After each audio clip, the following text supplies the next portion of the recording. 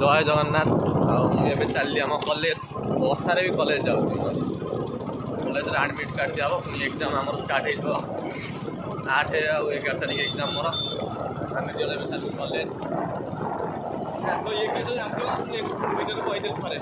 College ଯିବା। ଗାଡ଼ି ଫାଡ଼ି ଏମିତି ଚଲାଉଛନ୍ତି, ଡର ମାରୁଛି ଗାଡ଼ି ଚଲେଇବାକୁ। ରାସ୍ତା ତ ପୁରା ଅଲଗା ପ୍ରକାର ହେଇଛି। ଦେଖ ବର୍ଷା 2 ଦିନ ନାଇଁ ଚାଲିଛି, ଖେଳ ଫଳ ସବୁ ବନ୍ଦ। ବର୍ଷାରେ ବି କଲେଜ ଯିବାକୁ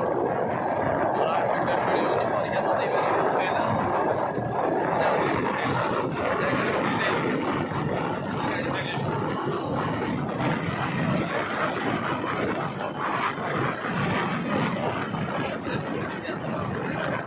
କଲେଜରୁ କାମ ସାରି ଘରକୁ ଚାଲିଲୁ।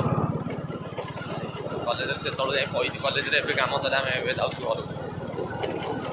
ଏକ୍ଜାମ୍ ଡେଟ୍ ହେଲା ଆମର 11 ତାରିଖ। 11 ତାରିଖ ଦିନ ପୁଣି 9ଟାରୁ 11ଟା।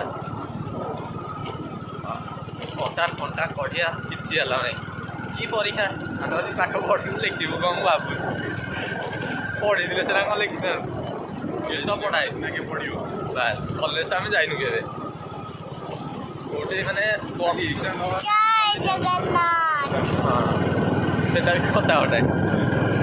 ଖାଲି ଏକ୍ଜାମ୍ କହିଲେ କଲେଜ ଯାଉଛୁ, ନହେଲେ କଲେଜ କ'ଣ ଆମେ ଜାଣିବୁ। ଘରେ ବୁଲିଲେ ବି କଲେଜ ଯିବାର ନାହିଁ। ଆମେ ଜାଣିଛୁ ଆମର ପାସ୍ ହେଇଯିବୁ, କଲେଜ ଯାଇକି କ'ଣଟା କରିବୁ। ଏବେ ଚାଲୁ ଆମେ ଘରକୁ। ତ ଦେଖା ହେବ ନେକ୍ସଟ ଭିଡ଼ିଓରେ।